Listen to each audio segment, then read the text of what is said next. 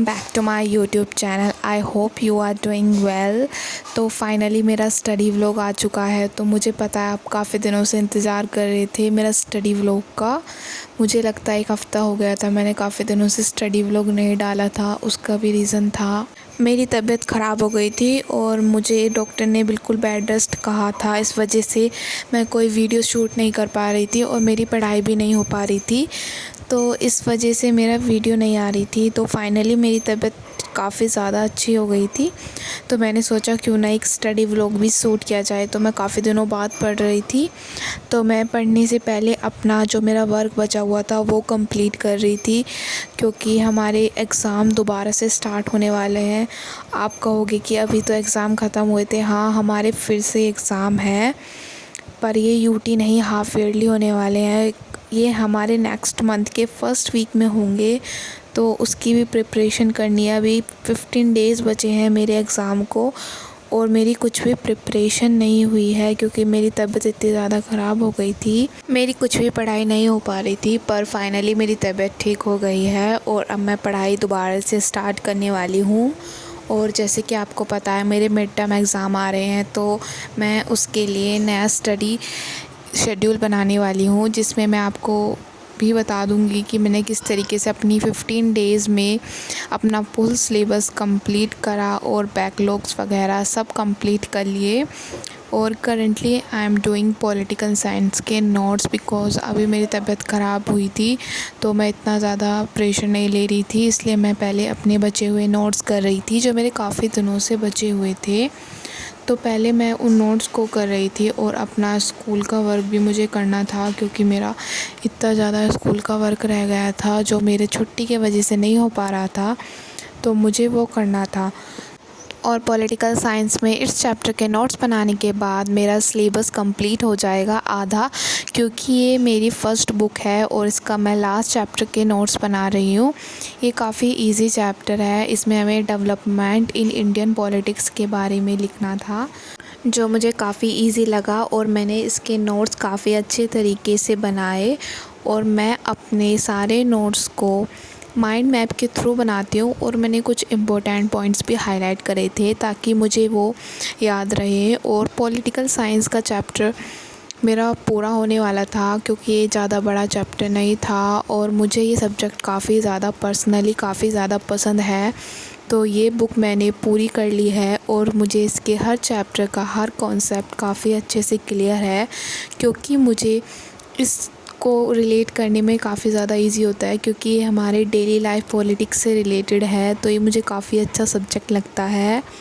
और उसके बाद हम दूसरी बुक पढ़ेंगे जो है कंटेम्प्रेरी वर्ल्ड की पॉलिटिक्स, जो मुझे लगता है काफ़ी ज़्यादा हार्ड है, पर वो काफ़ी ज़्यादा इंटरेस्टिंग होने वाली है, क्योंकि उसमें हम वर्ल्ड पॉलिटिक्स के बारे में पढ़ेंगे कि हमारे दूसरे देश की पॉलिटिक्स कैसी है और उनकी पॉलिटिक्स कैसी रही एंशिएंट टाइम में। हम फुल चीज़ पढ़ने वाले हैं। तो दूसरी बुक भी मैं काफ़ी जल्दी स्टार्ट करने वाली हूँ, पर अभी तो मैं इसी के नोट्स बना रही हूँ, क्योंकि ये मेरा लास्ट चैप्टर था। एंड अभी मैंने पॉलिटिकल साइंस के या किसी भी सब्जेक्ट के कोई एक्स्ट्रा क्वेश्चन आंसर नहीं करे हैं।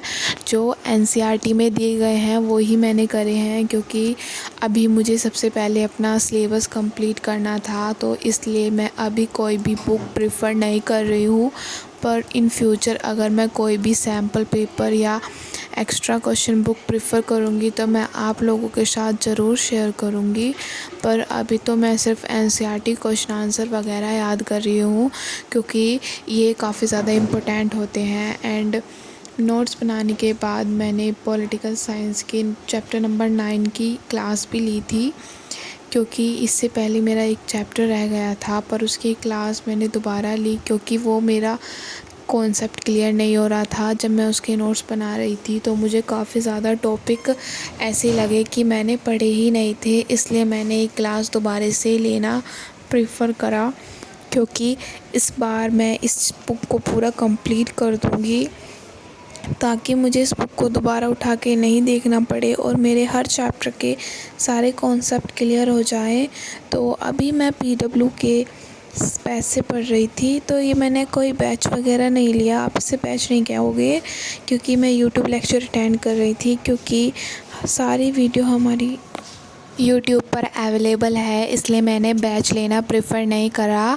पर मैंने काफ़ी बार सोचा था कि मैं बैच ख़रीद लूँ, पर मैंने नहीं ख़रीदा, पता नहीं क्यों।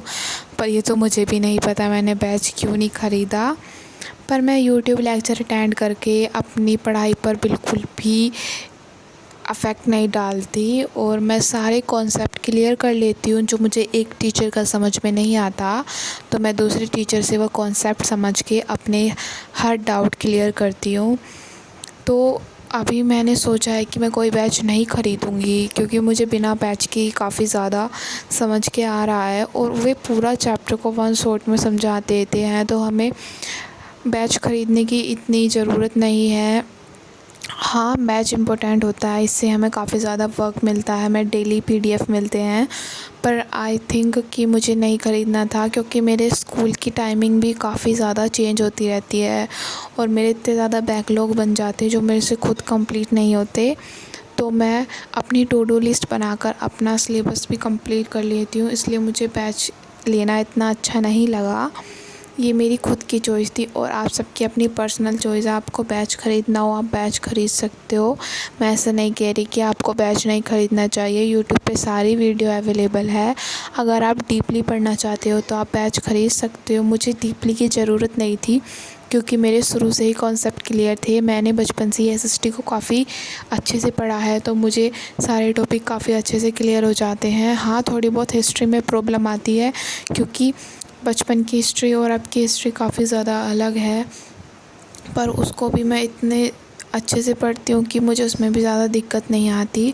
और ज्योग्राफी और पॉलिटिकल साइंस तो बचपन से ही रिलेट करती है, बस कुछ टॉपिक को ब्रॉड में दिया गया है और उसके कुछ पार्ट्स हो जाते हैं और डेट्स वगैरह ज़्यादा आ जाती हैं, जो कि बचपन में इतनी नहीं दी होती, नहीं तो काफ़ी इजी होती है। आई थिंक कि आपको बैच ख़रीदना हो तो आप ख़रीद सकते हो, आपको नहीं ख़रीदना आप मत ख़रीदना, ये आपकी चॉइस, इसमें मैं आपको कोई राय नहीं दूँगी।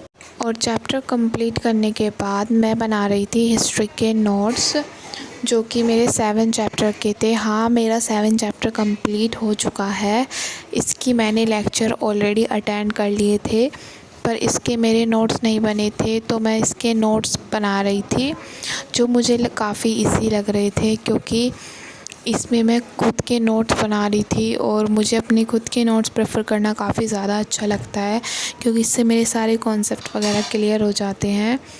और हाँ, अभी मेरी सेकंड बुक का एक लास्ट चैप्टर बच रहा है, इसके पूरे होते ही मेरी 2 बुक कंप्लीट हो जाएंगी हिस्ट्री की, एंड मेरी सिर्फ एक बचेंगी। जो मैंने 60 डे का प्लानर बनाया था वो तो मेरा फ़ेल हो चुका है, फ़ेल नहीं कह सकते, क्योंकि अभी 15 डे बचे हैं, क्या पता मेरा सिलेबस कंप्लीट हो जाए। जितना बनाया था उतना तो नहीं, पर हाँ, एंडिंग से थोड़ा पहले तक तो कंप्लीट हो ही जाएगा, क्योंकि मैं रोज़ 1-2 चैप्टर पढ़ ही रही हूँ और साथ में उनके नोट्स भी बना रही हूँ। पर ये चैप्टर काफ़ी ज़्यादा इजी था, क्योंकि इसमें विजयनगर एम्पायर के बारे में दिया गया था, और उससे रिलेटेड उन्होंने कहाँ से मंदिर बनवाए थे, ये सब एंड ऑल ये सब दे रखा था।